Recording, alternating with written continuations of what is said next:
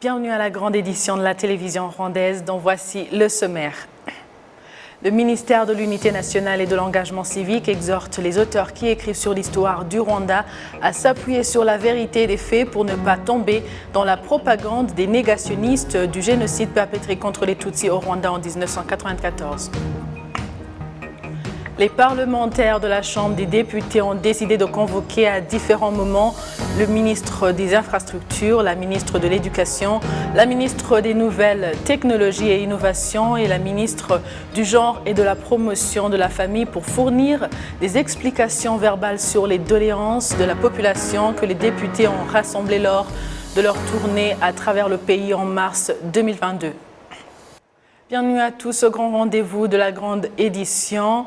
À la première information nationale, le ministère de l'Unité nationale et de l'engagement civique exhorte les auteurs qui écrivent sur l'histoire du Rwanda à s'appuyer sur la vérité des faits pour ne pas tomber dans la propagande des négationnistes du génocide perpétré contre les Tutsis au Rwanda en 1994. Annonce faite vendredi à Kigali lors du lancement du livre du père Philippe Denis sur le génocide contre les Tutsis au Rwanda. Jean Damascène, Maneshimi. Dans ce livre, le prêtre belge Philippe Denis revient sur le rôle des églises dans le génocide des Tutsis au Rwanda en 1994. Il montre comment les milliers de victimes ont été massacrées dans des édifices religieux alors qu'ils croyaient y avoir la vie sauve.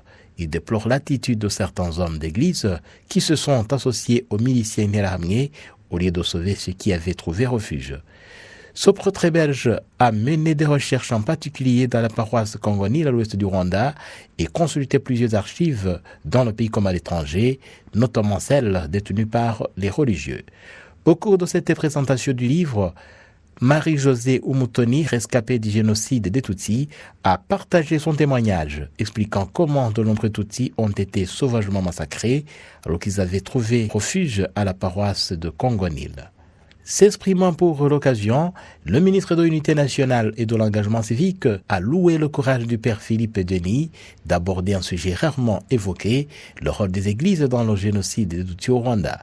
Il a déploré par ailleurs l'existence de certaines lacunes et autres erreurs à rectifier. Un génocide ne dépend pas du nombre de victimes, mais de l'intention d'exterminer un groupe en tout en partie en raison des mobiles ethniques, raciales, religieux ou nationaux. Mais n'empêche, le génocide de Tutsis, maintenant, on a un nombre, je dirais même approximatif. Mais il y a une recherche qui a été menée en 2002, publiée en 2004, un recensement de l'administration rwandaise. Le ministère de l'administration rwandaise, à l'époque, a identifié avec des noms, avec âge, les lieux où habitaient ces personnes-là. On en est arrivé à 1 74 017 personnes nommément connues, nommément identifiées. Donc ça ne sert à rien de continuer à se cramponner sur un chiffre de 800 000 morts qui n'est fondé sur rien. Et on se réfère, vous dites même dans la couverture que 800 000 morts, selon l'ONU. L'ONU n'a jamais mené de recherche au Rwanda. Jamais. Donc ce chiffre, c'est un chiffre farfelu. Il faudrait en arriver à un chiffre qui est acceptable, plus d'1 million de victimes. C'est plus logique et c'est même le respect et l'honneur qu'on doit à ces morts qui n'ont jamais été ensevelis, qui ont été exterminés par un régime, un État qui était censé les protéger mais qui a choisi l'extermination. Le ministre Bizimana a également fait remarquer que malheureusement certaines voix se font toujours entendre aujourd'hui en faisant l'apologie du négationnisme. Les négationnistes, ce sont des génocidaires.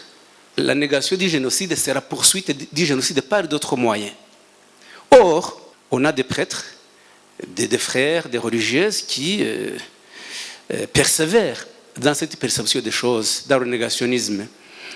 Et pour vous citer quelques cas, prenons le cas de l'abbé Thomas Nahimana.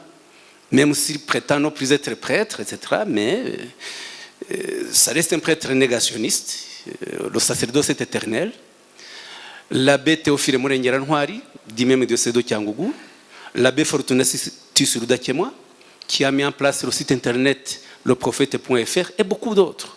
Donc le négationnisme est un élément très fort, très grave, qui persiste encore aujourd'hui au sein de l'Église. Le ministère de l'Unité nationale de l'engagement civique invite les auteurs qui écrivent sur l'histoire du Rwanda en particulier à s'appuyer sur la vérité des faits avérés et ainsi barrer la route à ceux qui propagent l'idéologie du génocide. La Fondation Lions Club International indique qu'elle va continuer à fournir des efforts dans toutes les activités qui visent à améliorer davantage la santé et le bien-être des citoyens du monde. Le point avec Hassim Youssouf. La Fondation Lions Club International est un réseau de femmes et hommes qui œuvrent pour répondre aux besoins auxquels les communautés sont confrontées. Les membres du 409e district de cette fondation en provenance du Rwanda, du Burundi et de la République démocratique du Congo sont depuis vendredi réunis dans leur 61e session à Kigali. Le gouverneur du 409e district du Lions Club, Ngandu Diemo Lunda, indique que même si cette organisation ne repose sur aucune croyance, leurs activités visent à rendre meilleur le bien-être des créatures de Dieu. Parce que nous devons prendre des dispositions pour guérir, pour éviter, n'est-ce pas, la cécité. Il y a la lutte contre la faim, la protection de l'environnement, le cancer infantile et le diabète. Ce sont les clubs a participé, n'est-ce pas, à la lutte contre la faim. Il y a eu des homes de vieillards qui ont été construits à travers les districts, des hôpitaux, des centres de santé, des blocs opératoires. Ce club que nous sommes, les lions que nous sommes, nous répondons, n'est-ce pas, à cette volonté de Dieu qui nous demande à chacun de nous de nous occuper de nos frères. Il a dit lui-même que ce que vous avez fait aux petits qui sont mes frères, c'est à moi que vous l'avez fait. Donc nous faisons peut-être plus que ceux qui se déclarent, qui font dans la religion. Nous sommes pragmatiques, sans parler religion, mais nous sommes en train d'accomplir la volonté du Créateur. Nous croyons à le Créateur. Et nous sommes là, nous disons que l'homme est un animal social. Parce que le Créateur auquel vous avez fait allusion a posé la question, qu'as-tu fait de ton frère? Et les lions répondent à cela parce que nous sommes gardiens les uns des autres. Le vice-gouverneur du 409e district, Serge Ndeitavi, indique que cette réunion va notamment examiner comment leur organisation va poursuivre des activités philanthropiques, dont celles exécutées au Rwanda. Nous sommes en train de collecter à travers le monde plus de 300 millions de dollars et nous avons au Rwanda différents projets dont celui en rapport avec le diabète que Lions Club va financer à hauteur de 100 000 dollars, soit plus de 100 millions de francs rwandais. Il y a un autre projet qui consiste à aider les enfants souffrant du cancer et notre souhait est que Lions Club puisse nous appuyer en construisant des logements de ces enfants et leurs parents. Vous savez que c'est une chose difficile de vivre avec. La fondation Lions Club International a été fondée aux États-Unis en 1917 et elle est actuellement opérationnelle dans presque 200 pays à travers le monde. Toujours le bien-être social, mais dans un autre angle, les parlementaires de la Chambre des députés ont décidé de convoquer à différents moments le ministre des Infrastructures, la ministre de l'Éducation, la ministre des Nouvelles Technologies et Innovations et la ministre du Genre et de la Promotion de la Famille pour fournir des explications verbales sur les doléances de la population que les députés ont rassemblées lors de leur tournée à travers le pays en mars 2022. En matière d'infrastructure, les députés ont notamment constaté que la distribution d'eau est à un niveau trop faible en milieu rural, des ponts endommagés et des routes en construction qui ont pris beaucoup de temps pour être achevées. La population a en outre soulevé le problème de manque intempestif de réseaux de communication téléphonique et les parlementaires ont constaté que les conflits conjugaux constituent un défi sérieux au développement socio-économique. Je souhaiterais que nous mettions en place une plateforme de concertation et discuter avec différents organes et partenaires sur la famille afin de trouver des solutions auxquelles elle est confrontée. Je voudrais toutefois féliciter que la ministre du Genre et de la Promotion de la Famille va se présenter devant le Parlement. Il y a des routes non encore achevées telles que Basse, Rukomo, Gicumbi, Nyagatare et ailleurs, notamment dans le district de Rulindo. Nous les avons vues. Qu'est-ce qui manque? S'il y a des programmes que le Mineduc met en place, mais dans lesquels le Minaloc intervient pour leur bonne mise en exécution, je voudrais qu'il y ait une résolution qui rappelle à ces ministères de collaborer. Je crois que c'est ainsi que les problèmes que nous avons constatés seront éradiqués et que ces programmes puissent donner des résultats et atteignent leurs objectifs. Les députés ont toutefois apprécié certaines réalisations, notamment la distribution de l'électricité et l'augmentation des salles de classe un peu partout dans le pays. S'appuyant sur le rapport de la tournée des députés, la présidente de la Chambre des députés, Donatille Mukabalisa, indique que les parlementaires ont en effet convoqué les dirigeants de différentes institutions et certains ministères pour présenter les stratégies à entreprendre pour trouver des solutions aux problèmes qui sont dans leurs organes. Certains ont été convoqués pour fournir des explications verbales. Nous avons émis la résolution de convoquer différents ministres pour qu'ils fournissent des explications ici, car vous l'avez constaté que les problèmes sont nombreux, notamment les routes, l'électricité, l'eau, des ponts et des routes qui ne sont pas bien construites. Nous avons souhaité que le concerné puisse se présenter pour fournir des explications à la session plénière.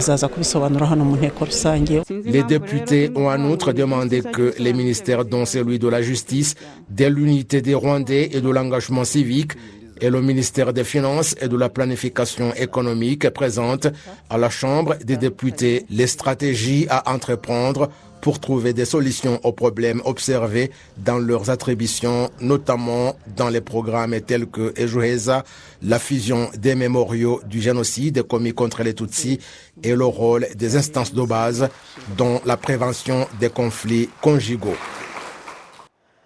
Le Rwanda, à travers le ministère de la Santé, vient de signer avec l'Union européenne un accord d'un don de 7 millions d'euros en vue de renforcer les capacités des agents qui serviront dans la production des vaccins au Rwanda. L'ambassadeur de l'Union européenne au Rwanda, Nicolas Bellomo, a indiqué que ce don a été motivé par la façon dont le Rwanda a géré la pandémie de Covid-19. Aujourd'hui, en fait, on vient de signer à la présence du ministre de la Santé et du directeur de la Rwanda Food and Drug Authority un accord très important avec Enabel qui va nous permettre de soutenir la vision et l'ambition du pays de devenir un centre de production de vaccins et de produits pharmaceutiques au niveau régional et continental. L'Union européenne a toujours apprécié cette vision et donc le Covid nous a montré certaines vulnérabilités et donc le moment est venu pour l'Afrique de produire des vaccins et des produits pharmaceutiques pour les Africains. Et donc le Rwanda a tout de suite exprimé cette volonté et cette ambition. Et l'Union européenne, ce qu'on appelle le Team Europe, donc c'est l'Union européenne avec nos États membres, en collaboration, on a décidé de soutenir les différents volets de ce projet. Il s'agit d'un partenariat public-privé. Donc nous, en tant qu'Union européenne, en tant qu'institution avec nos États membres, on est en train de soutenir tout ce qui est la capacité réglementaire. Donc pour permettre au pays, à travers de la Rwanda Food and Drug Authority, de mettre en place toutes les mesures et d'avoir tous les, disons, les structures, disons, qui peuvent supporter après les investissements privés. Et donc, très bientôt, il y aura le premier investisseur, en fait, les BioNTech, encore une fois une société européenne, qui s'installe ici au Rwanda. Et nous, on est en train d'accompagner, en fait, cette opération via le support et le soutien à la Rwanda Food and Drug Authority. Il y a des fournitures d'équipements de laboratoire qui vont permettre aussi de remplir les conditions de ce qu'on appelle le maturity level de l'Organisation mondiale de la santé, que c'est vraiment une précondition pour le pays pour pouvoir certifier en fait la qualité des produits et aussi permettre leur exportation sur les marchés régionaux et continentaux. Bon, ça, bien évidemment, c'est pas notre. Nous, on est en train de soutenir ce processus. Cette opération va se mettre en place en différents steps, en phases. Et donc, au début, je pense qu'il s'agit d'un investissement privé de BioNTech qui arrive ici. Mais l'ambition, justement, c'est d'attirer plusieurs investisseurs et de créer ce qu'on appelle un écosystème en matière de produits pharmaceutiques. Et donc, il ne s'agit pas de déterminer les profits, etc. Ici, on est vraiment déterminé à apporter des solutions, apporter une valeur ajoutée à ce que les pays doivent faire en termes de réponse à des crises comme le Covid. Le Covid, c'était vraiment une sonnette d'alarme dans le monde entier. Ce n'est pas seulement en Afrique, en Europe, c'était partout. C'était disruptive, comme on dit en anglais. Et donc, ça nous a permis vraiment d'identifier des gaps, mais aussi de soutenir des pays comme le Rwanda. Ce n'est pas donné. C'était Excellence Nicolas Bellomo, ambassadeur de l'Union européenne au Rwanda, qui revenait sur le contenu des accords. Le ministre rwandais de la Santé, le docteur Daniel Ngamije, s'est félicité de ce geste de l'Union européenne qui permettra au pays de produire des vaccins de qualité non seulement pour le bien des Rwandais, mais aussi de tous les Africains. On vient d'assister à la signature d'un accord de financement entre l'Union européenne et Enabel pour un financement substantiel de 7 millions d'euros qui va servir au renforcement des capacités de notre agence de régulation des médicaments au Rwanda, avec la disponibilisation des experts techniques qui vont travailler avec nos agents au niveau de Rwanda FDA, mais aussi l'achat des équipements de laboratoire de pointe qui doivent être utilisés dans le cadre de la mission de Rwanda FDA, de pouvoir inspecter, examiner tous les produits pharmaceutiques produits ou qui entrent sur le marché rwandais, et notamment donc les vaccins qui seront produits au Rwanda, de manière à certifier que ces vaccins sont de standards internationaux et donc pouvant être facilement mis sur le marché n'importe où dans nos pays africains. De la santé à l'éducation, les élèves du groupe scolaire Sakara dans le district de Ngoma à l'est du Rwanda se déclarent prêts à s'investir davantage dans les études de la technologie pour le bien du pays. Ils indiquent qu'ils s'en serviront pour répondre aux différents problèmes qui mettent à mal la vie de la société actuelle.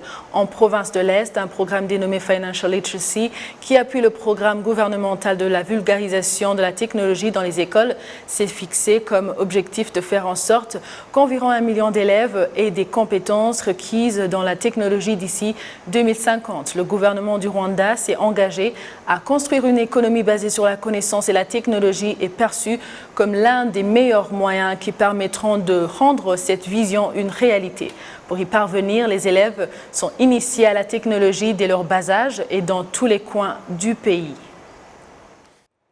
Merci à vous tous qui avez choisi la télévision rwandaise pour vous informer. Au nom de toute l'équipe qui a réalisé cette grande édition, je vous souhaite de passer une bonne suite de programmes de la télévision rwandaise. Vous étiez avec Amandine Dikouassavo, à la prochaine et d'ici là, portez-vous bien.